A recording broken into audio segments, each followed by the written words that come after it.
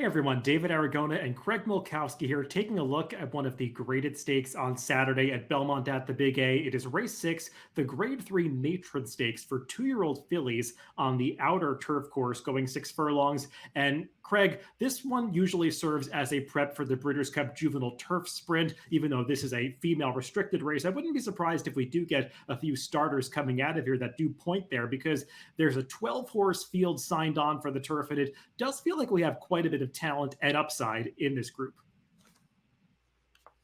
Yeah, we've seen some horses run well already, and we have seen fillies run well before in the juvenile turf sprint.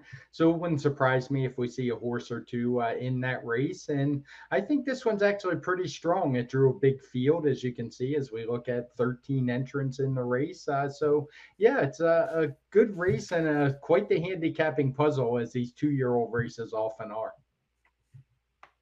Yep, that outside runner, the number 13 Apple Picker, entered as an MTO. She'll only participate if this race does get rained off the turf. Hopefully that does not happen. Hopefully the rain is behind us in the New York City area this weekend. But I did project the number 2 Dance Macabre to be the slight favorite on the morning line at 3-1. She's coming off a stakes victory last time, something that not too many others in this race can claim. But I think this is a pretty wide open race where you can make a case for a lot of runners. So we'll try to get through as many as we can when we go through the contenders. Before we get there, though, let's take a look at the Timeform US pace projector to see how these fillies could sort themselves out on the front end. And there are some fillies in this race, Craig, that do want to go forward towards the lead, particularly the number 5 Fleet-Footed and the number 6 Determined Jester. They both are coming off races where they showed a lot of early speed. And we have this designated as a race with a fast pace, and it wouldn't surprise me at all if that happens. I agree with the pace projector for a couple reasons. The first are the horses you mentioned who like to run on the front end. The second is just the sheer field size, having 12 runners if it does go on turf. And the third would be that a lot of those speed horses are actually drawn outside. So they're going to have to go if they want to get positioned to avoid getting hung out on the turn. It does feel like a race where trips are going to be pretty important, particularly for those front runners, and also those trying to close from off the pace are going to have to navigate their way through some traffic. Let's go through some of these contenders, and we'll begin with that morning line favorite, the number 2 Dance Macabre. Let's take a look at her race 2 back in the Bolton Landing at Saratoga. She was second on this day to a very well-meant Wesley Ward trainee, Love Reigns, who could be one of the favorites pointing towards the Breeders' Cup Juvenile Turf Sprint. That's Dance Macabre in the orange silks closing down the outside. On the inside, in the white silks and white cap is Redefined. She is also in this race, Craig. None of them could get close to Love Reigns at the end, but I thought both of these fillies ran pretty well. They did. And as you said, Dance Macabre kind of backed it up when she was able to win that stakes race at Kentucky Downs. I forget all the names of those races, but it was a big one with a $500,000 purse. She was game. So good effort. And she's certainly a contender. Makes sense to be the favorite for me. Yeah, I think whether or not you support her, just a question of how short a price you want to take on anybody in this race, given how wide open it is. But she does have experience in these turf sprints. She appears to be in good form, and she's got that kind of tractable running style where she can be up close, but doesn't have to be right on the lead. As for the other filly coming out of that Bolton Landing, the number 7 Redefined, I thought that she arguably ran just as well as Dance Macabre in that race, because if you go all the way back to the start, she was bumped a couple of times. That's what caused her to be so far back in the early going. She was racing on pretty well at the end, trying to come up the inside. I thought that was a nice step forward from her debut, which she won over a field that she was just better than. And it's not surprising she took a nice step forward speed figure wise second time out. That's kind of Anthony Dutro's MO. We don't have a lot of stats on him currently because he doesn't have the horses he used to, but that used to be one of his big positive moves. And as you said, she had a little trouble. It was a shorter distance. She won at 6 first out. So she's certainly a contender as well.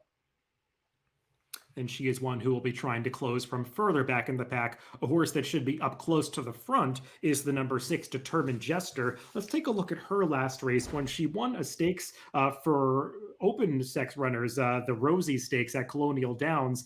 She was a filly competing against the boys here. And Craig, she was stalking a pretty fast pace set by a runner who just kind of ran off in the early going. You can see here, she takes over from that rival in the stretch and just draws off from this field pretty impressively. The only surprise surprise was that she was 35-1 this day. I was about to say, it's not often you see a 35-1 shot run away from the field like she did. She not only won by 4.5 lengths, had it been a 6 furlong race, it might have been up to 10 the way she was pulling away. She got a good speed figure that day in 96, and they run plenty of turf sprints at Colonial Downs. So it's not like they're tough speed figures to make like some of the New York horses we're talking about, where maybe they were based on just one race. So a strong race from her for sure. Yeah, I'm not sure where it came from because her prior turf start was not nearly that strong, but maybe she just took a big step forward. This is the time of year when these 2-year-olds generally do improve quite a bit. So, off that last race, she's one that you possibly could consider in this matron. Horse that's coming off a debut win is the number one. Don't Look Back at All. Let's take a look at her race when she won at Saratoga in late August. And Craig, this was a field on paper going in that I remember looked like it had a lot of talent in it, stories about horses that could run a little bit. There was a Wesley Ward that was a heavy favorite in here. Don't Look Back at All got kind of ignored on the board to be dismissed at 11-1, but I thought she ran a very professional race for a debuter. I thought so as well. The 94 speed figure is solid. It was very surprising, as you said, for a Christophe Clement first time starter, especially in a sprint race, to pay $24 or whatever the exact number was. But yeah, she ran well, and I think she's drawn well in here for her running style. As I said earlier, I do expect the pace to be fast. I expect the field to spread out a little bit. And it seems like she could be dangerous, just saving ground and making that one late run. A few of these runners are coming out of maiden races that were contested at Saratoga, including a couple of New York breds in this field. One of those, drawn towards the outside, is the number 11 Little Lindsay. Let's take a look at her maiden race that she won in late July, so over 2 months ago at Saratoga. But Craig, she's another one that was ignored on the tote board, went off at 18-1 this day, but she's pretty game coming through between horses here to get the victory by a nose. It seems like all the horses we're talking about ran those mid to upper 90s type speed figures, and she's yet another one. And she didn't do it easily. I mean, I thought it was a good trip. She kind of made her own trip in there, though, showing good tactical speed, and was able to get the job done in a game finish with Souffle. So yet another one I think you have to consider in what's a really tough race. And even though that seemed like an aberrationally fast race for the New York breds, that's a speed figure that has been confirmed by runbacks. The fifth place finisher, Moon Age Daydream, came back to win with a similar speed figure. Others have come back to repeat or improve on their speed figures out of that race. So seems like Little Lindsay put in a legitimate performance, despite the fact that she went off at such a big price that day. Another horse coming out of a maiden event at Saratoga is Sweet Lou's Got Aces, the number 9 in this race. She's actually one who did not win her debut, though. She came pretty close. Let's take a look at that race on September 1st at Saratoga. And another horse that was a big price in one of these maiden races, 28-1 first time out for trainer Ray Handel. And Craig, she ran a winning race, just couldn't quite get past Georgie Spirit, who had more experience.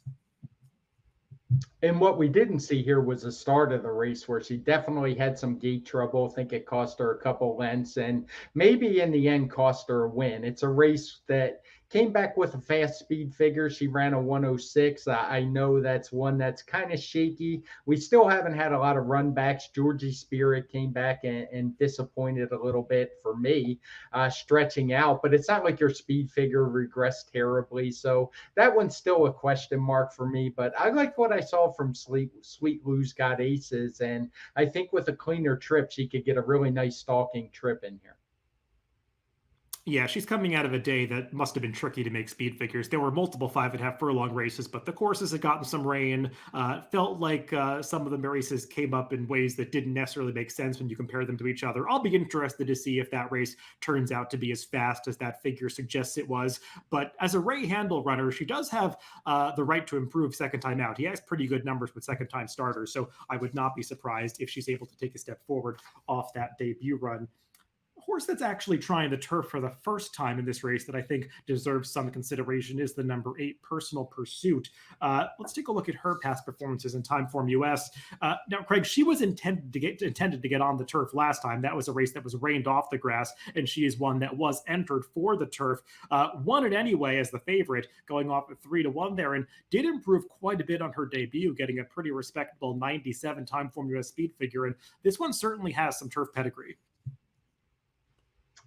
She does have some turf pedigree. It's a little foggy for me because she was entered on dirt first time, didn't run very well at a short price, even shorter than her win. And I wonder if they were just trying her on turf after being disappointed in the first one. She seemed to handle the dirt second time out. So I'm not as sold that maybe she really wanted turf all along. It seems like they wanted her on dirt. She did run a 97 speed figure, but she's going to have to do it again on a different surface. Yeah, I thought that last performance was pretty legit. The runner-up Quarrel was a well-meant first-time starter in that race. I thought she showed up, and Personal Pursuit just turned her away on the stretch. They finished 14 lengths clear of the rest of the field, so seems like a legitimate number. And her dam was best on the turf. She's a Tappet. There's been some turf production in the family, so I think she's one that could run pretty well getting on this surface for the first time and should be a decent price in this race. One more horse to take a look at is How Lovely, the number 4, and she is coming out of a debut victory at Pimlico. Let's take a look at that race. And Craig, I know this is one where the speed figure came back pretty low compared to some others in here, but I was pretty taken with the visual impression this filly left. I mean, I like the way that she is just professionally altering course here, coming through between horses. This daughter of Justified did some nice things on debut. She did. You know me, I don't put a ton of stock in speed figures because I expect them to improve quite a bit. She's going to have to make one of those bigger jumps as she only ran a 78, but she's another, didn't get the cleanest of starts. And it's particularly in those 5 furlong races, a slow start, that by itself can cost you 7, 8, even 10 points on the speed figure scale. So she's certainly possible. She's going to be a nice price. So kind of transition into her picks. I can see why you liked her in here. Yeah, just watching that replay, I was really taken with it. Physically, she looks like a well-developed horse that should be able to do better than that first out speed figure indicates. That's a race that was dominated by first-time starters. I think the Superfecta was all firsters, so it's hard to know how strong it really was, but I think she can step forward. And I didn't put up this as a graphic, but I'll just read off a stat for trainer Arnaud Delacour. Second-time starters in turf sprints over the past 5 years. If you look this up in DRF Formulator, he's 7 for 13, 54% with an ROI above $6. So there's some evidence that How Lovely should improve in her second start on turf. And as you can see from my picks, I'm going to go with that angle because I did put her on top here. 8-1 on the morning line that I set. I'll be interested to see how they bet her in this race. I'm not really sure how many people will be taken by that replay like I was, but I did put her on top, and she does figure to get some pace to close into. And I went with Sweet Lou's Got Aces. I don't think this is a race you want to take too short of a price. It's pretty open. I liked her debut, that trouble at the start. I know the speed figure might be a little questionable, but even if it's 6 or 7 points too high, it puts her right there. And I like the Ray Handel angle, who is a guy that definitely does better with second-time starters. He could have easily ran her in a maiden race. I like the aggressiveness, putting her right into a stakes company. Yeah, both of the horses that we picked definitely have upside as second-time starters, and they also should both be fair prices, which I think is something you want to look for in this Matron, a race where you definitely can do a little bit of price shopping with many runners to choose from in this 12-horse field. So that's a look at the Grade 3 Matron on Saturday at Belmont at the Big A. Good luck if you're playing the races this weekend.